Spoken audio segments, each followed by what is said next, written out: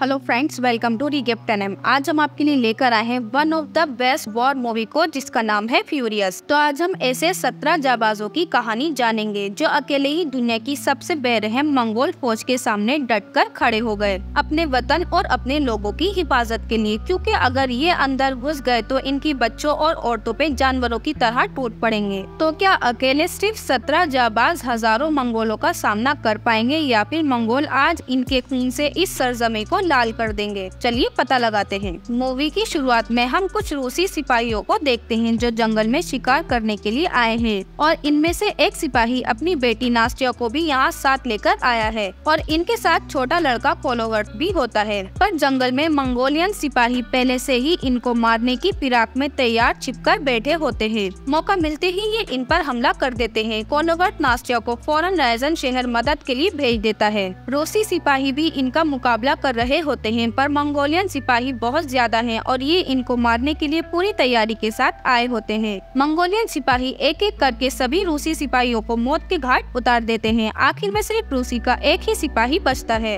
पर मंगोलियन सिपाही इस आखिरी रूसी सिपाही को भी निपटा देते हैं। अब कोलोवर्ट अकेला बचा है और ये बेखौफ होकर दूसरी तलवार भी लड़ने के लिए उठा लेता है। मंगोलियन का लीडर कोलोवर्ट पर भी हमला कर देता है। तभी कोलोवर्ट घबराकर नींद से जागता है, जो खुद को बंधा हुआ देखता है। तभी नास्टिया आकर कोलोवर्ट को बताती है कि घबराने की कोई बात नहीं, उस हादसे को 13 साल बीत चुके हैं। दरअसल उस हादसे के बाद कोलोवर्ट जब भी अपनी नींद से जागता है तो वो सब कुछ भूल जाता है, और होश में आते ही ये लोगों को दुश्मन समझकर उन पर हमला कर देता है। इसीलिए नास्टिया इसे सोने से पहले बांध देती है, जो अब इसकी बीवी है, और ये कहती है कि मंगोलियंस ने तुम्हें मरने के लिए छोड़ दिया था, लेकिन तुम बच गए। नास्टिया के समझाने पर कोलोवर्ट को सब कुछ समझ आ जाता है। तभी वहाँ सिपाही कुरकन आता है, जो कोलोवर्ट से कहता है कि राजा यूरी ने तुम्हें बुलाया है, क्योंकि कोलोवर्ट अब एक जाबाज योद्धा है जो सैनिकों को लड़ना सिखाता है। कोलोवर्ट राजा यूरी के पास आकर देखता है कि कुछ अजनबी लोग इनकी महल की ओर तेजी से बढ़ रहे होते हैं। राजा को लगता है कि ये उनके दुश्मन है, पर जैसे ही ये करीब आते हैं तो इन्हें पता चलता है कि बर्कियंस के राजकुमार है, जो राजा यूरी के बेटे राजकुमार फेडोर के बेटे के नामकरण के लिए आए होते हैं। सभी लोग नामकरण के जश्न में शामिल होते हैं। तभी एक सिपाही आकर बताता है कि बटुक खान की सेना काफी करीब आती जा रही है, जिसकी वजह से यहाँ भगदड़ मच जाती है, क्योंकि सभी लोग खौफ में आ जाते हैं, क्योंकि बटुक खान बहुत बेरहम सुल्तान है, जिसके आगे आज तक कोई भी राजा नहीं टिक सका। राजा की आवाम यहाँ से भागने की कोशिश करती है, क्योंकि सिर्फ यही तरीका है खुद की जान बचाने का, क्योंकि ये लोग जानते हैं बटुक खान के कहर से कोई नहीं बच सकता। पर राजा को बटुक खान की ताकत का अंदाजा नहीं है। वो युद्ध करने को कहते हैं, पर सभी सलाहकार सलाह देते हैं कि अगर बटुक खान के साथ समझौता हो जाए तो इस तरह हम अपनी पूरी आवाम को बचा सकते हैं। राजा यूरी अपने बेटे और कोलोवर्ट से कहते हैं कि तुम कुछ तोहफे बटुक खान के लिए लेकर जाओ, ताकि हमें दूसरे राज्यों से मदद लेने के लिए थोड़ा समय मिल सके। सभी राज्य एक साथ बटुक खान के खिलाफ जंग करें तो हो सकता है हम इस जंग को जीत लें। इसके बाद राजा कोलोवर्ट से कहते हैं कि मुझे अपने बेटे से भी ज्यादा तुम पर भरोसा है, कुछ लोगों को तैयार करो जो तुम्हारे साथ जाएंगे। तभी वहाँ नास्टिया आ जाती है और राजा से कोलोवर्ट को न भेजने को कहती है, क्योंकि कोलोवर्ट अपनी याददाश्त भूल जाता है और इस सब में कोलोवर्ट की जान भी जा सकती है। पर फिर भी कोलोवर्ट अपनी जान की परवाह किए बिना जाने के लिए तैयार हो जाता है। इसीलिए जाते वक्त नास्टिया कोलोवर्ट को एक बुक दे देती है और उसके साथ लाडा को भी भेजती है, ताकि जब कोलोवर्ट की याददाश्त जाए तो लाडा उसकी याददाश्त वापस दिलाने के लिए उसकी मदद कर सके।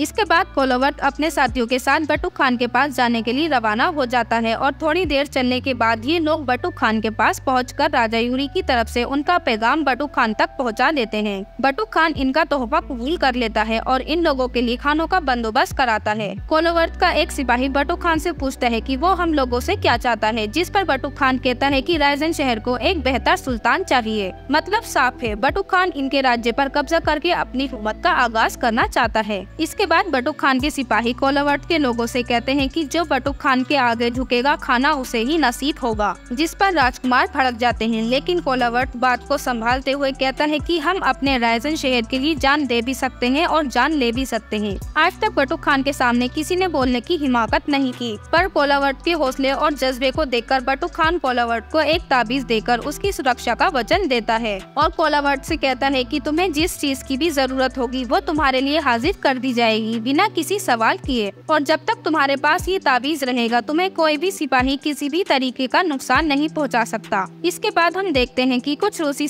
सिपाही खाने की टेबल के नीचे छिपे होते हैं, पर जल्द ही बटुक खान के सिपाही इन लोगों को देख लेते हैं और इन्हें पकड़ने की कोशिश करते हैं। कोलावर्त समझ जाता है अब बचने के लिए इनसे लड़ना जरूरी है, इसलिए कोलावर्त अपने सिपाहियों से लड़ने के लिए कहता है, पर बटुक खान की सेना बहुत बड़ी है, ये लोग इनका मुकाबला नहीं कर पाएंगे। इसीलिए कोलावर्त इनको मारते हुए आगे बढ़ने को कहता है। ये सभी लोग एक जगह होकर मजबूत ढाल बनाकर इन पर हमला करते हैं, पर ज्यादा देर तक ये लोग इनका मुकाबला नहीं कर पाएंगे। इसलिए कोलावर्त सिपाहियों को जल्द से जल्द यहाँ से निकलने को कहता है। इसी बीच राजकुमार को तीर लग जाता है। कोलावर्त राजकुमार से यहाँ से चलने को कहता है, पर वो यहीं रुककर इन लोगों को रोकने का फैसला करता है ताकि ये लोग आसानी से यहाँ से निकल सकें। इधर राजकुमार भी इन सिपाहियों को रोकने की पूरी कोशिश करते हैं, पर बटुक खान के एक ही इशारे पे राजकुमार को भी मौत के घाट उतार दिया जाता है। इसके बाद हम कोलावर्त के साथ उसके साथियों को देखते हैं जो बर्फीले तूफान से होकर जंगल की ओर बढ़ रहे हैं। तभी इनका सामना एक विशालकाय भालू से होता है, जिसे देखकर ये सभी लोग डर जाते हैं, पर ये भालू इनके पुराने साथी का होता है जो इन्हें नुकसान नहीं पहुंचाता और इनका पुराना साथी इन्हें एक गुफा में ले आता है ताकि ये लोग कुछ देर आराम कर सकें। अगली सुबह जब ये लोग रायजन शहर पहुंचते हैं तो ये लोग देखते हैं कि रायजन शहर जलकर राख हो चुका है। चारों तरफ से राख ही राख होती है, क्योंकि बटुक खान ने कोलावर्त और उसके साथियों से बदला लेने के लिए पूरे रायजन शहर को ही मौत के घाट उतार दिया।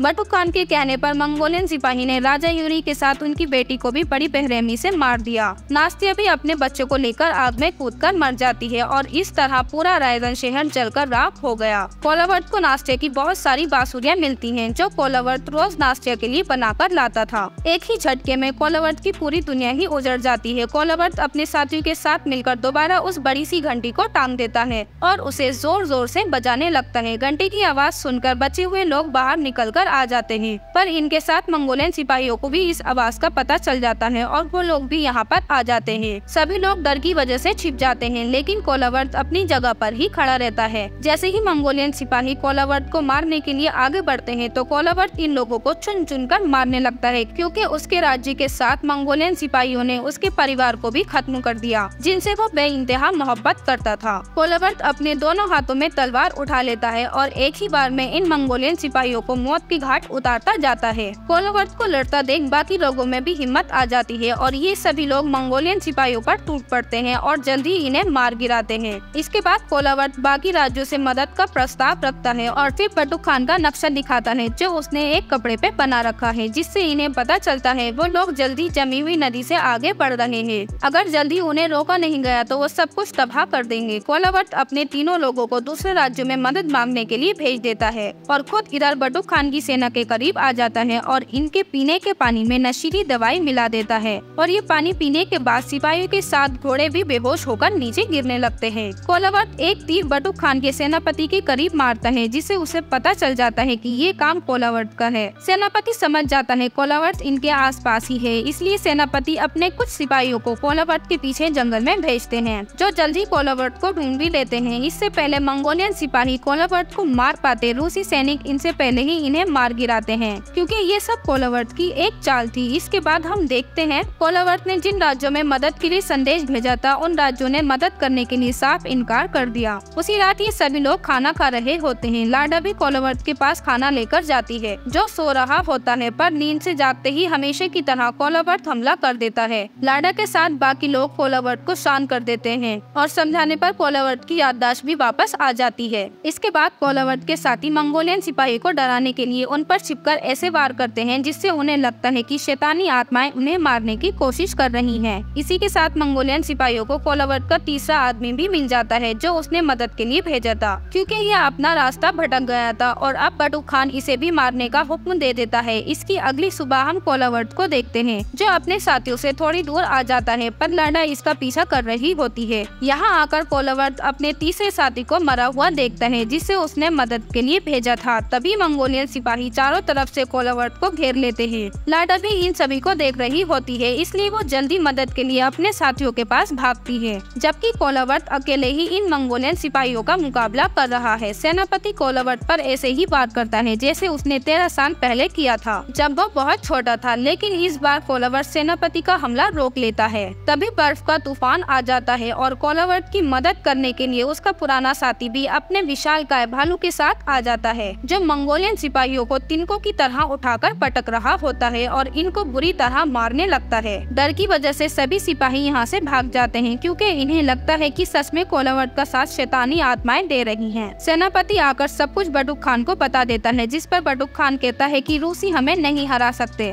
बटुक खान बहुत गुस्से में है क्योंकि कोलावर्ट एक के बाद एक शिकस्त देता जा रहा है। इसीलिए बटुक खान सेनापति से कहते हैं कि पूरी फौज लेकर जाओ और इस बार कोलावर्ट को उसके साथियों के साथ ही खत्म कर दो। इधर कारकुन कोलावर्ट को आकर बताता है कि बटुक खान की सेना हमारी ओर तेजी से बढ़ रही है हमें मारने के लिए। कोलावर्ट के साथ कुछ छोटे मासूम बच्चे भी होते हैं, इसीलिए कोलावर्ट बच्चों को लाडा और कुरकन के साथ जाने के लिए कहता है क्योंकि यहाँ ये लोग रुके तो ये लोग भी इनके साथ मारे जाएंगे। कोलावर्ट बच्चों के साथ लाडा और कुरकन को भेज देता है और खुद बाकी सिपाहियों के साथ मिलकर जंग करने की तैयारी कर रहा होता है। कोलावर्ट अपने साथियों के साथ एक ऊंचे बर्फ के टीले पर बैठकर मंगोलियन सिपाहियों का इंतजार करने लगता है। थोड़ी देर में बटुक खान अपनी सेना के साथ यहाँ आ जाता है और जल्दी सेनापति इन पर हमला करने का आदेश दे देता है, पर कोलावर्ट के लोग बड़ी चालाकी से इन लोगों को चकमा दे देते हैं। इसके बाद मंगोलियन सिपाही फिर से इन पर हमला करते हैं। कोलावर्ट एक मजबूत ढाल बनाने को कहता है जिससे ये लोग इनका मुकाबला कर सकते हैं, पर मंगोलियन सैनिक चारों तरफ से आकर इन लोगों को घेर लेते हैं और इस बार इनके कुछ सिपाही मारे जाते हैं और अब कोलावर्ट का सामना सेनापति से होता है। कोलावर्ट इतना गुस्से में होता है कि वो एक ही बार में सेनापति का सर धड़ से अलग कर देता है।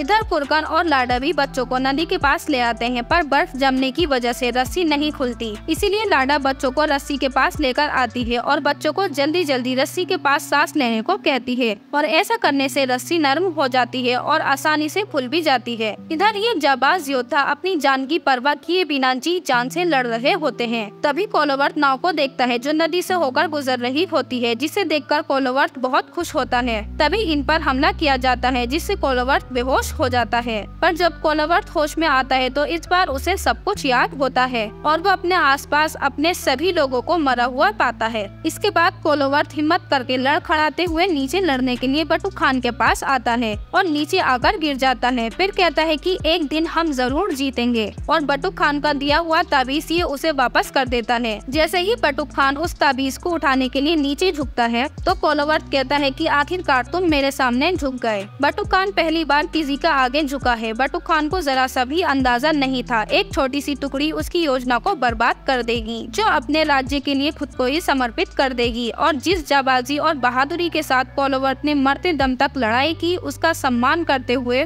बटुक खान कहता है कि इसकी अंतिम क्रिया एक बहादुर योद्धा की तरह की जाए। और कुछ साल बाद यही कहानी सुनाकर कारकुन बाकी सिपाहियों का हौसला अफजाई करते हुए कोलावर्ट की बटुक खान के खिलाफ शुरू की गई जंग को जारी करने का ऐलान कर देता है। और इसी के साथ इस शानदार मूवी का एंड हो जाता है। अगर वीडियो अच्छी लगी तो लाइक करो, कमेंट करो, सब्सक्राइब करो हमारे चैनल को। हम मिलते हैं आपसे नेक्स्ट वीडियो में, तब तक के लिए बाय बाय।